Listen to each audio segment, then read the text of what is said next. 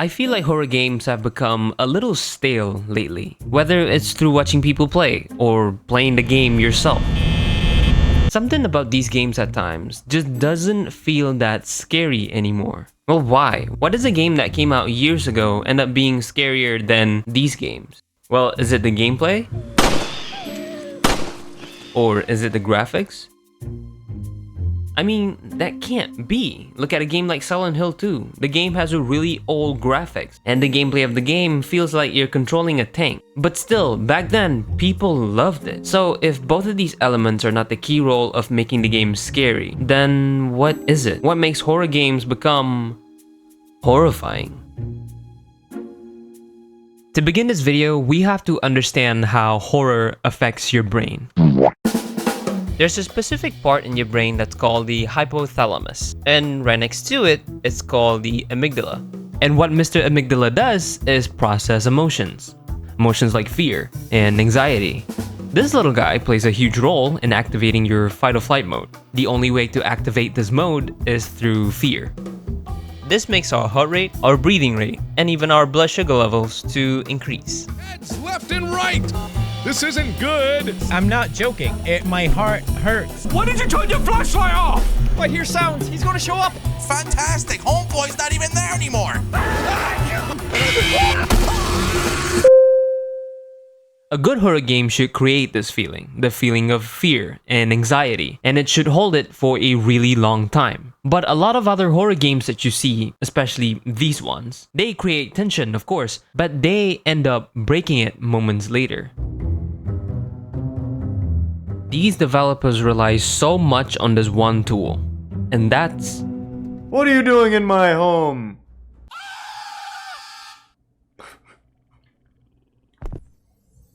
It was a pretty good game, actually. Jump scares.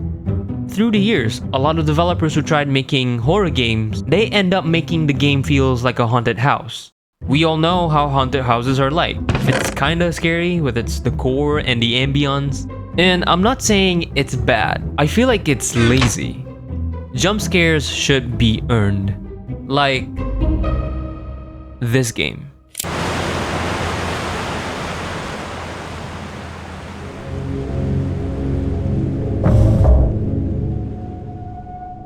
In this game, you play as a prisoner who was sent down here in a submarine for an expedition. The submarine you're in doesn't feel like a proper submarine. The thing is rusted, and it feels like the people who made it just took a bunch of scrap and welded it together. And this isn't a fun little expedition that you're being tasked on. This is a punishment. You're being sent down here to explore an ocean that's been covered with blood.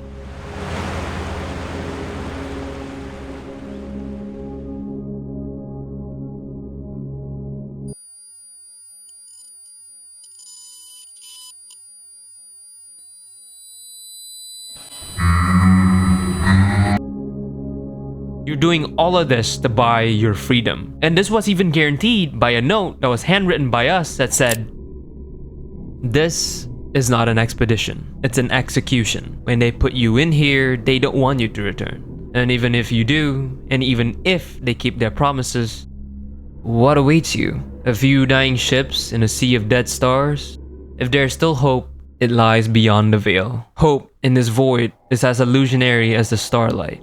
I will choose to breathe my last here, at the bottom of an ocean, unseen, unheard, and uncontrolled. They will get their execution. I will get my freedom." Wait. An ocean with blood that's on the moon? Yeah, that's a long story. Anyway, I'll skip the whole lore. If you want to know more about the game, these are the videos to watch. The objective of the game is to explore these landmarks and take pictures of them. And these pictures will be sent back to the main ship as a way of communicating progress. Why? To give an answer to the question, how in the hell does the moon have an ocean? Better yet, why in the hell is the ocean on the moon filled with blood? When playing the game, you can hear that there are a lot of ambient sounds that's happening.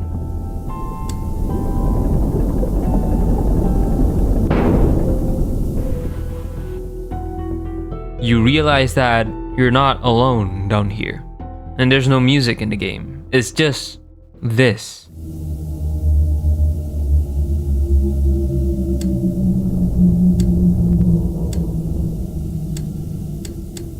When you're about to reach the final landmark on the map by crossing this narrow path, your submarine gives a signal saying that there's something blocking it. And taking a picture of it does this.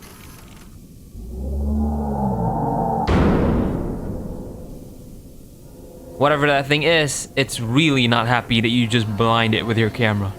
And afterwards, this happens.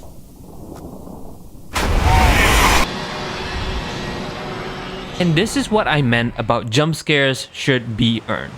This game has no jump scares, besides this one, and only this one, and it's at the end of the game. The game has to work hard at making you feel scared without jump scaring you at all. And by doing that, the game needs to have a really strong ambience.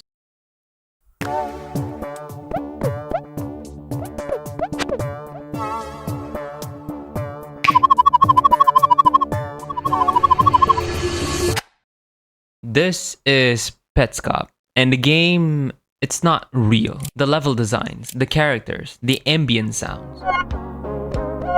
All of this was made, presumably by one person, and that's Paul.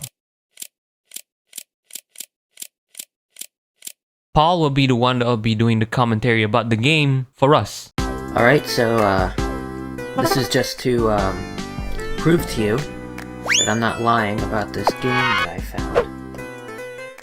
I'm just gonna walk you through everything that I've seen. But when you watch the video, it feels like Paul is talking to a friend instead of talking to an audience.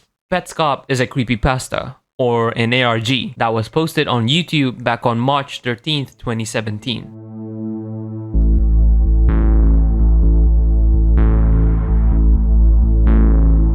The premise of this fake game is simple. It's a carbon copy of this game. And instead of you catching Pokemons, you'll be catching pets. And you gotta be wondering, how in the hell is any of this supposed to look like a horror game? It looks colorful and bright. It looks like an Animal Crossing game. It looks more like a kid's game. Well, that's exactly what the developer wanted you to believe. Before the whole ARG starts, Paul, who was narrating to us about the game, found it cheats at the back of the game's cover. And when he kicks in the cheats into the game, he spawns a buzzard. I'm kidding. This is what actually happens. So what is it? Down, down, down, down, down, right, start. Alright?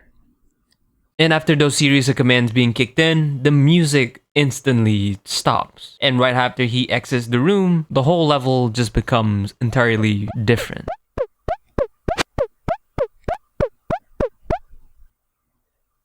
Alright?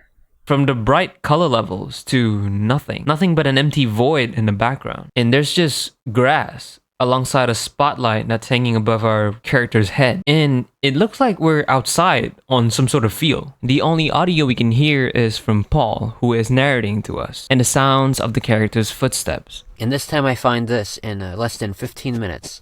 So this is just luck that I happen to find this. Now, imagine if I just changed the music to this. Right now I would not be able to find this again. Probably, because I don't remember what I did. It doesn't really work. The simple twist of just shutting the music off and changing the environment all around you is just cinema. Part of the reason why this method works, it's because our brain hates the thing that we're unfamiliar with. Our brain just doesn't like the patterns that we don't recognize. It triggers our fight or flight mode. It's a way of our brain communicating to us, saying, hey, I don't know what's going on, but I don't like it.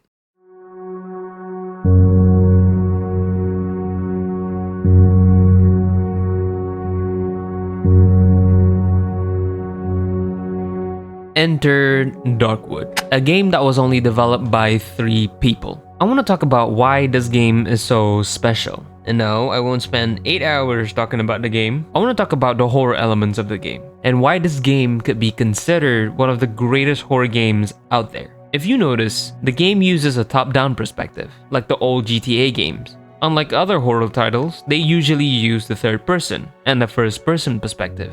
And at first glance, Darkwood can't really be a horror game because of this mechanic. The top-down perspective just makes everything around you visible. Part of the horror experience is not being able to see what's coming for you. But somehow Darkwood manages to give a good horror experience by making the player only see with a limited cone vision. And what you don't see is basically how the character imagines what's around that area. A lot of other horror games, or other games really, they don't really punish you for not making any progress. But in Darkwood, it's a lot different. If you do nothing all day and just wander around the forest and not gather any resources, that means the generator that you have could run out of fuel at any moment, at any time. And at night, you'll be having no lights to defend yourself.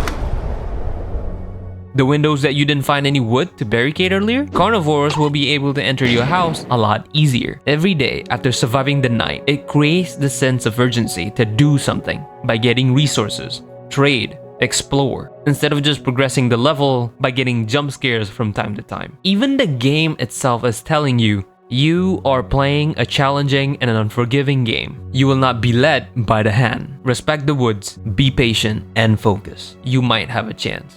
The more challenging the game is, the more we become more engaged with it. Because at the back of our mind, we want to succeed. We want to get past over that level. We want to reach that rank. And that's also why this game has a really huge replayability. There's 3 levels of difficulty for the game. Normal difficulty is where if you die, you lose some of your items, but still you'll be able to get it back. Or you can play the hard difficulty, where you have a finite amount of lives, which is represented by these skulls right here. And if you lose all of your lives, your save files will be deleted. And nightmare difficulty. Nightmare difficulty means that you'll only get 1 life. And just like the hard difficulty, your save files will be deleted if you die. Now, part of the reason why I made this video is because I just want to make a huge excuse to talk about this game.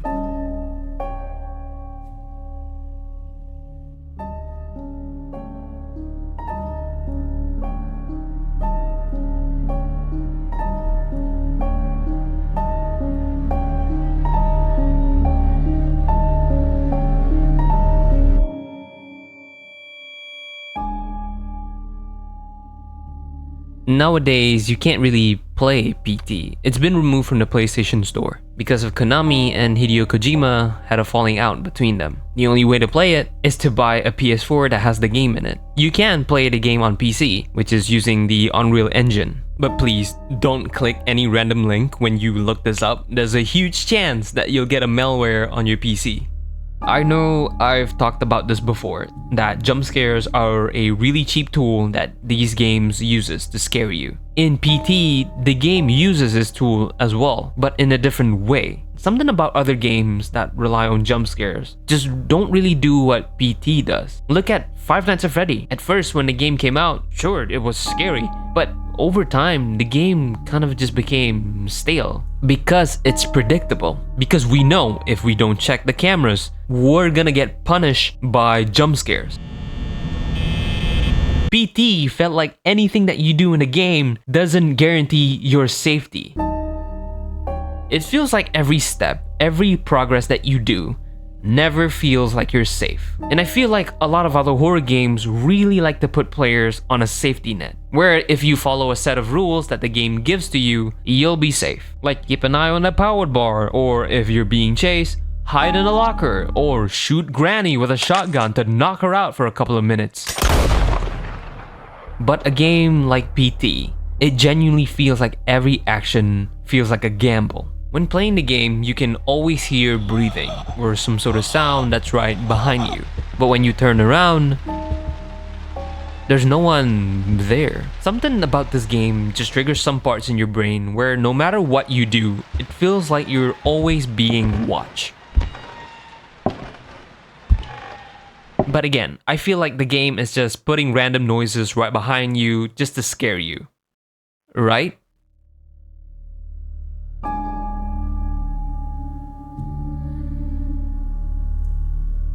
About 5 years after the game's release, ManFightDragon posted on Twitter saying that he can hack the player's camera without turning the joystick around.